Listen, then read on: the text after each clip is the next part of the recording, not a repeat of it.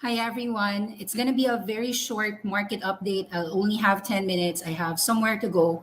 Today's topic is China's 6% rally and US tech earnings still collapsing after hours. If this is your first time here, please don't hesitate to make a subscribe channel button here in Awesome10X Investing. I do give free Friday classes, usually an hour every Friday about the US markets, but today I'm going to cut it short to about 10 minutes. Let's go ahead and discuss what's happening in the markets and what you can do in your portfolios in US if you have any. So let's go ahead. We do have this Chinese massive rally today, a 6% rally, and US tech earnings still sour. It's November 4th, 2022. This is Nikki Yu. You've got Team Twilio Net collapsing 20%, actually 30% in just 2 days. Datadog is down at least 20%. A lot of nasty moves happening in your technology firms, which are reporting after hours, similar to what's been happening last week. It bodes very badly towards all your SaaS names. So MongoDB are actually new lows, even with a lot of these massive drops, Monday.com, Bill.com. Today, November 4th, a few Chinese news to explain as well. The National Energy Administration just expressed at the last fifth meeting of the 13th National People's Congress that they would construct a green finance-oriented policy system, injecting more money into renewable energy sectors such as wind and solar power. Take note that in about a few months, they already installed a renewable generation capacity of about 1 gigawatt in 2021, which already accounts for 45% of the total nation's generation capacity. This is typically the difference in installed capacity and actual power generation due to the intermittency of renewables. So overall, China's renewable sector continues to remain a very strong secular trend. China is also the biggest force of climate warming greenhouse gases. And so they have pledged to raise their total wind and solar capacity to as much as 1,200 gigawatts by 2030, almost double the current rate, with plans to build large-scale renewable energy bases in northwestern desert regions. In fact, they might even over-expand more than this target of 1,200 gigawatts. A lot of people are saying that they could already exceed their target by 33% as early as next 3 years or 2025, with renewables already reaching 36% of electricity consumption, with concentration in north and western regions, boosting a nationwide renewable consumption. So these are a few good things, good news to say. And we can see that the total renewable share in electricity consumption, and these are the actual versus the government targets. You can argue that Sichuan, Yunnan, Qinghai, Gansu, these are all over 50%, with Sichuan already accounting 80% renewable, Yunnan province already accounting 77% renewable, Qinghai 77% probable, Gansu 47% already renewable. So these are really, really good news to share amongst the Chinese efforts in climate change. And China is really leading the world in one particular sector, which is the investment and the deployment in renewable energy. It should be noted that the top 10 solar manufacturers in the world are all in China. 8 of them are in China. The other one is for solar in America, and the other one is Canada, which is Canadian Solar, which is far 8 or number 10. So top 1 to 7 are all Chinese. It's currently the world's largest producer already of wind and solar energy, also the largest domestic and outbound investor in all the world's renewable energy. 4 of the biggest renewable energy deals were already made by Chinese companies since 2016.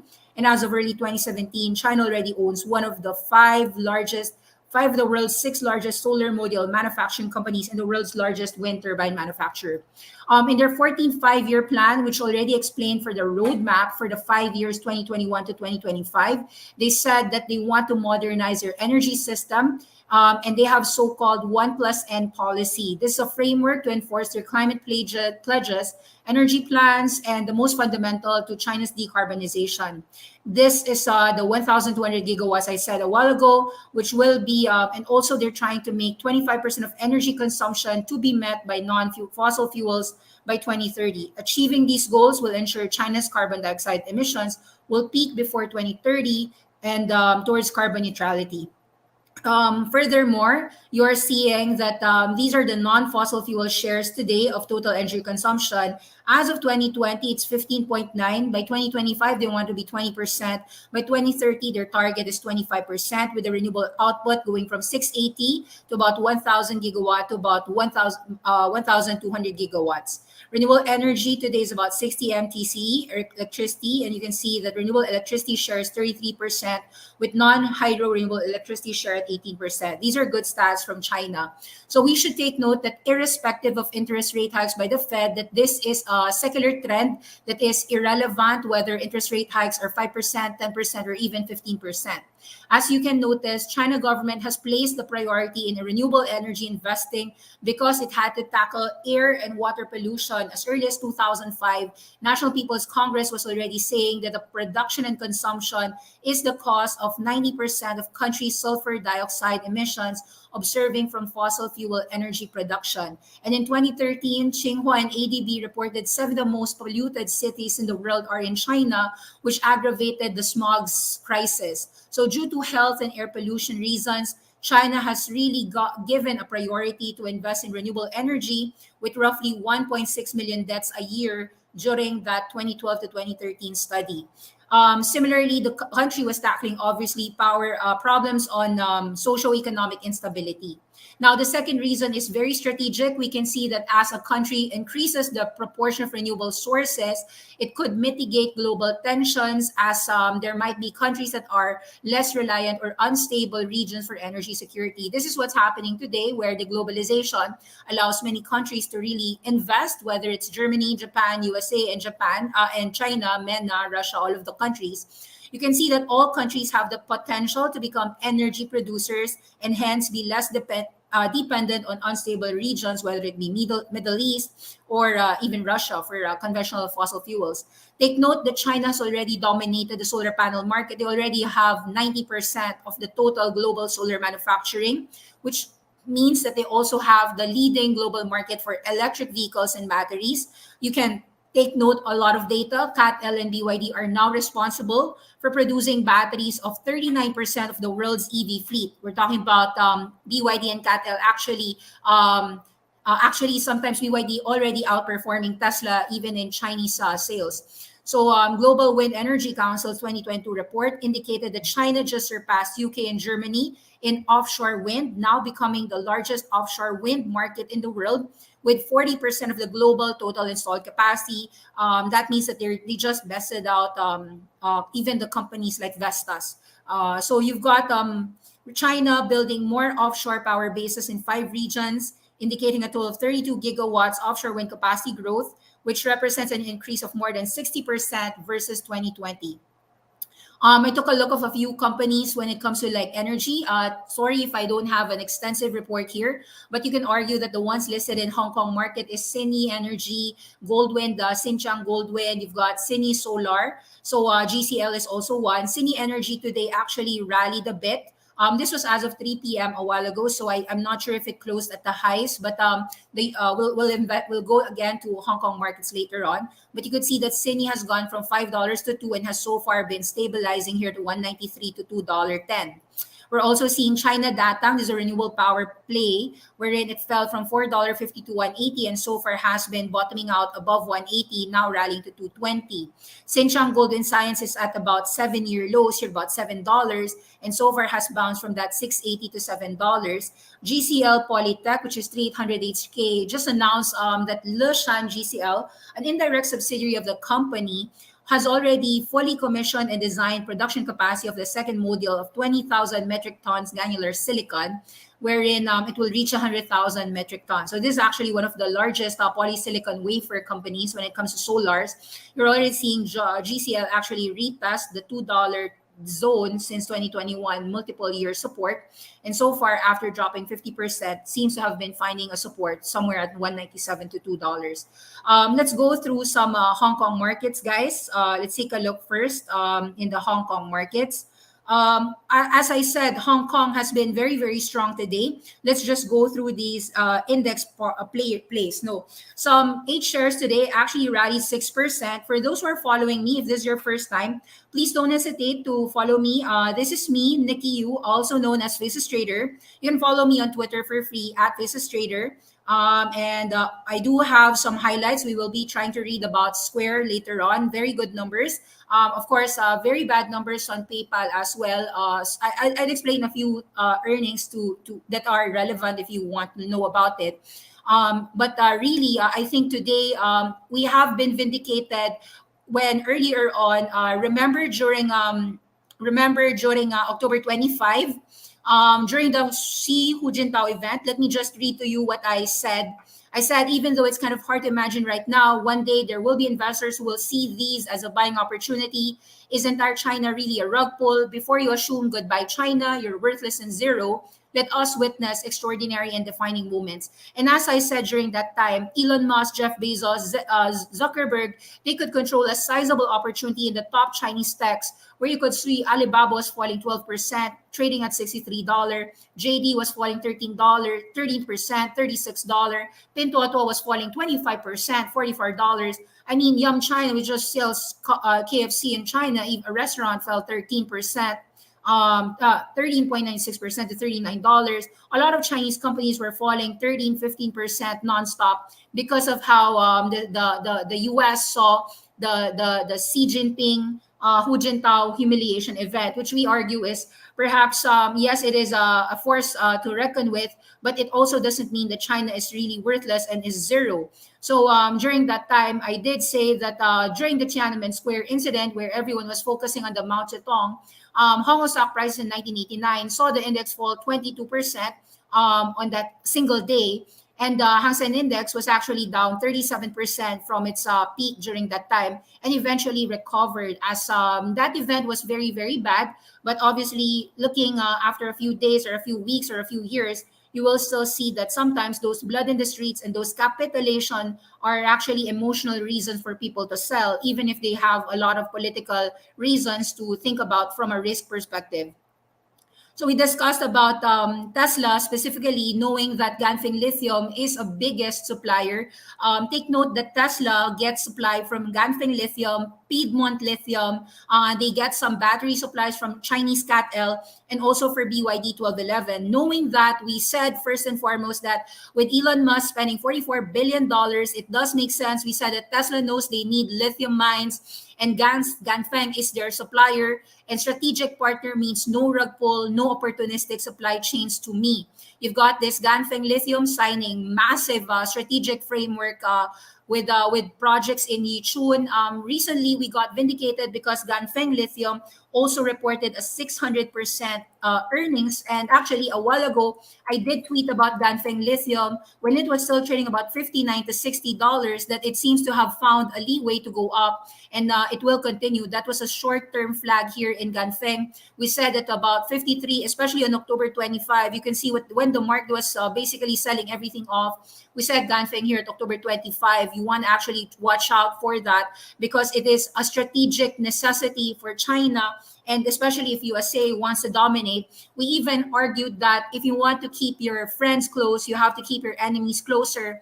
And it is actually futile from an economic reason for Tesla and even Americans to not actually see the valuations in China that is really, really competitive, that will make actually US very, very much aggressively in the top spot if they buy a few of the key assets in China. 1772 since $53 is now 62.7. It did go up today, 7.7% up. But I do believe that if the markets will continue higher, Ganfeng Lithium has a certain reason to actually be a secular growth story. So maybe I'm not sure if it goes 90 or 100, but I would be on the lookout. You can argue that most of my stock picks, I do give it out loud here.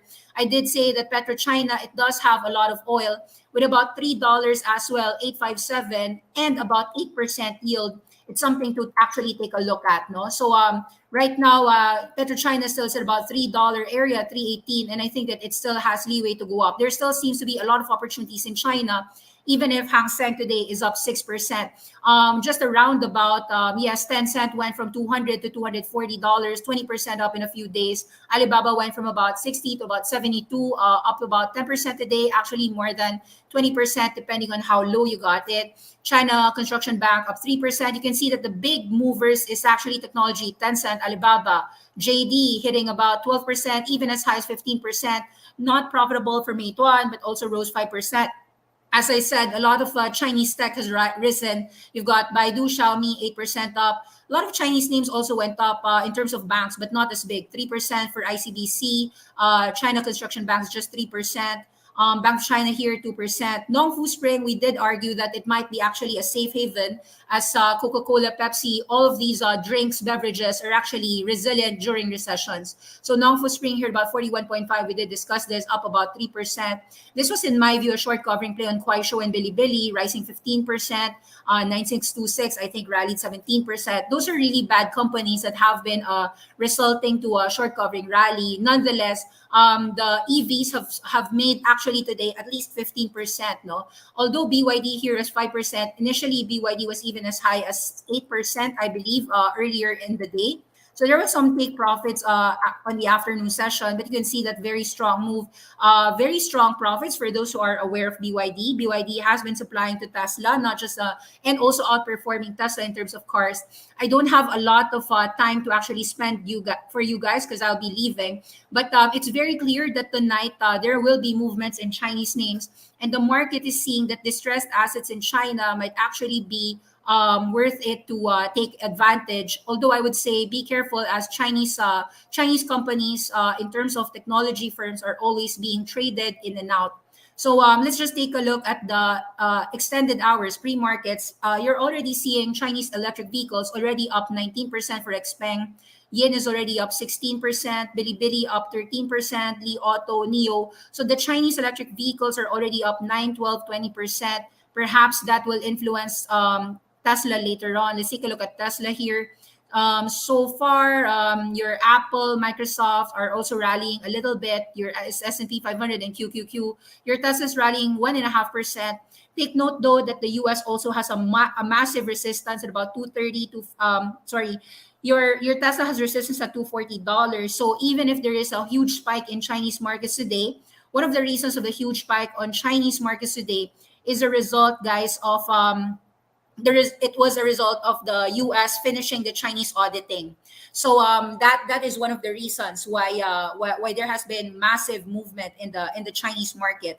6%. It's a combination of underweight. A lot of U.S. has been throwing it out of emotion. There's also been a lot of distressed asset valuation in China. Arguably, even if it rallied already 5 to 6%, I could argue that a couple of days from now, a 5% drop in U.S. Markets or Chinese markets will have some buyers really adamantly buy. As I do believe that a lot of these Chinese technology firms have been thrown out of the bus, basically as if it's zero. Even if Alibaba's 11/11 sale, actually their Tmall brands has just shown a lot of strength in terms of sales from Nike, Xiaomi, even if you've got a zero COVID still policy. One of also the rumors is that China, actually a few days ago, there was already rumors that China's going to reopen by next year, 2023, which is possibly going to help companies like restaurants, travel sectors, consumer discretionary. So you saw actually a lot of Chinese companies did go up, such as Anta Sports, Baoxideng, Lining. Let me just show to you those charts so that you have a little bit of understanding what I mean. So Baoxideng, what's the ticker symbol again of Baoxideng? Baoxideng is 3998. So it was rallying a bit. Sorry, it's not a lot. It's just 3%. I think Anta and Lining did go up quite a lot. 5% was it? Yeah, this is Anta Sports. So this is like the Nike equivalent, 8% up, 2331. Lining Corporation was also up. So I wouldn't be actually surprised if Apple, Tesla kind of like take a small short-term uptick today due to the strength of Hang Seng Index. However, I will caution you because a lot of the earnings in US are actually on the downtrend. So the rallies would still be mitigated, and those who are trying to short the US markets will still, in a way, still be proven right. So we saw gap downs in Twilio, gap downs in Datadog, gap downs in Atlassian, gap downs in PayPal. So there's actually a lot of really, really bad numbers. A few numbers that are standouts that I want to share. I did tweet about it in my Twitter. Let me just read it for you. Of course, you can read this tweet again. You can also see that all of our China picks were proven right. So whether it be especially especially Ganfeng Lithium and BYD 1211, of course, the usual Baba JD Pintuatuo, a few of the Nongfu Spring and in Yum China. Yum China was our best pick, which is really a function of just ordering KFC chicken, irrespective of a recession. So also let's take a look at some U.S. firms that are really witnessing some very good numbers. One name that I do have to highlight is Square. So very strong. For those who are not aware of what Square is actually the equivalent of almost like a WeChat in USA, because it has Cash App and it has, of course, Square Block. So Square is like for 6 million sellers and merchants. And then, of course, they have what was really a standout for me was the $52 billion of gross payments in just a quarter that was handled by Square's Cash App this quarter. They actually hit a $1.5 billion of gross profit. Let me just read to you the exact numbers here. So Square, aka Block, just delivered strong growth across ecosystem. They've made a gross profit of 1.57 billion, up 38% year over year, and 46% up on a 3-year CAGR basis. So that is very, very strong CAGR for Square Cash App. Strong profitability with adjusted EBITDA of $327 million in the third quarter. Their buy now, pay later platform, acquired through Afterpay, still contributed $150 million of gross profit, split across Square and Cash App. Take note as well, gross profit for the quarter was 1.42 billion. Cash App generated 774. This is 51% year over year growth. 84% on a 3-year CAGR basis. Those who are aware of GCash in the Philippines should be highly aware of what the potential of GCash, knowing what happened with Square and WeChat is. That's also the reason why Elon Musk is very much happy to probably acquire Twitter, as Jack Dorsey is focused on Square, and there could be a lot of synergies happening between Square, Bitcoin Lightning Networks, and Twitter over time. So Square is actually a very, very strong candidate in our view that would continually go up tonight. So Square actually is already gapping up. I believe last night I was already seeing that there was a potential. Some people were buying already Square for a potential uptick, thinking that it could indeed rally. So far, I think it opens at $60. Let's take a look at the fintech firms here. Wait up. I do have payments and fintech here.